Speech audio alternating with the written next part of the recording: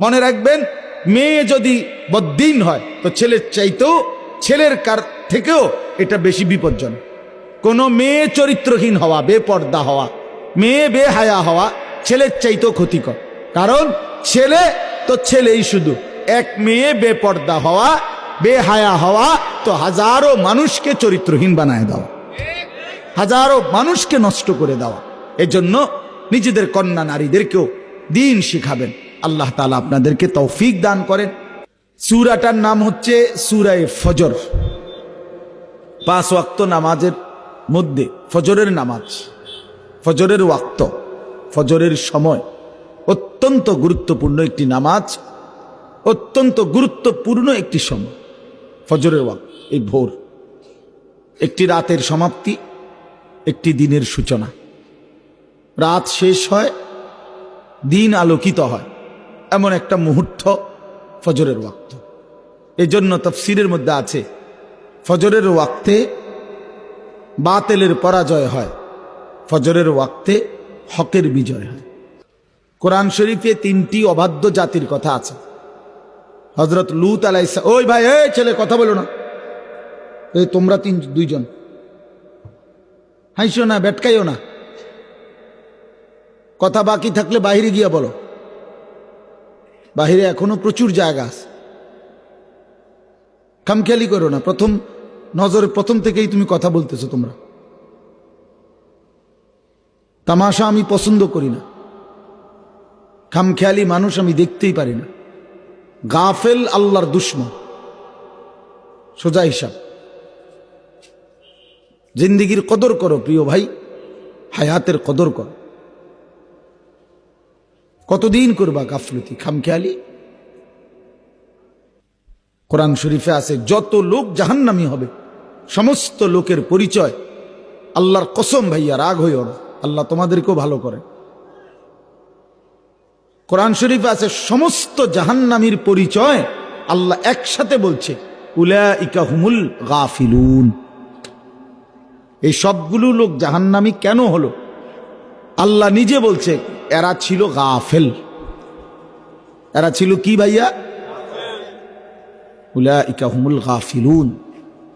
এজন্য সমস্ত গাফেলের ঠিকানা জাহান্নাম।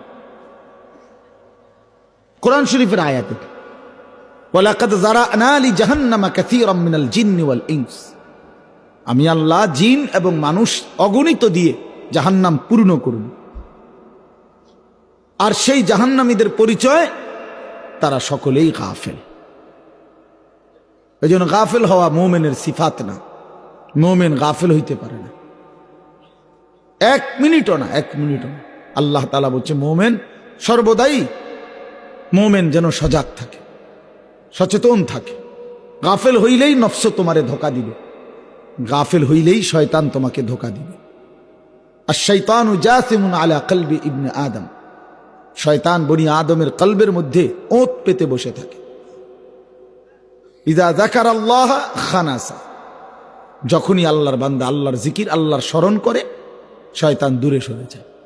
ওয়া ইযা গাফালা, এই যে সরাসরি হাদিস, ওয়া ইযা গাফালা, যখনই সে একটু গাফেল হয়, ওয়াসওয়াসা।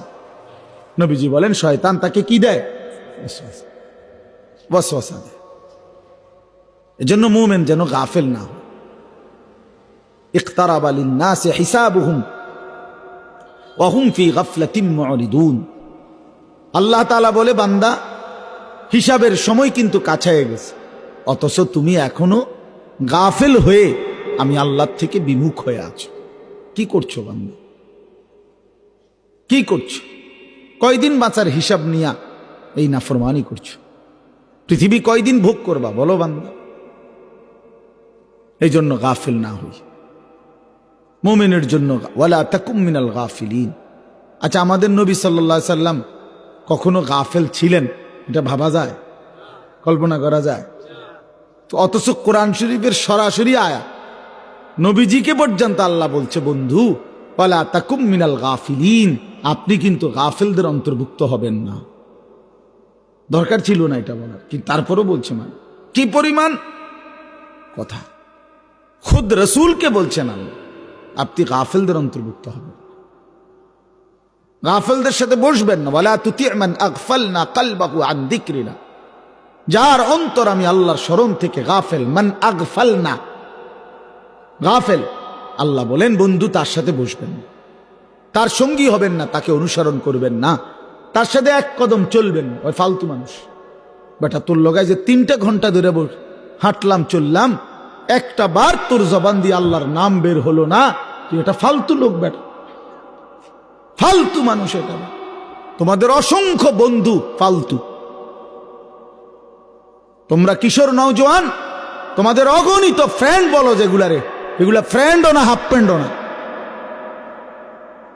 ফুল ফ্রেন্ডও না, এগুলো ফালতু। এগুলো 8 ঘন্টা তার সাথে আড্ডা দিলা, একটা বার নাফরমান আল্লাহর নাম নিল না, সেই বিকাল 3টায় বাইর হইলা, রাত 11টায় ঘরে ফিরিলা।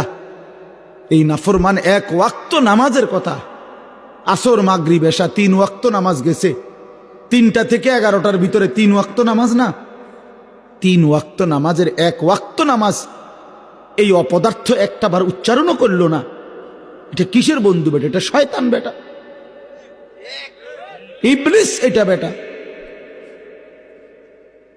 শয়তান এটা, আদুব্বুম মুবিন এটা, প্রকাশ্য শত্রু এটা, দুশ্মন এটা।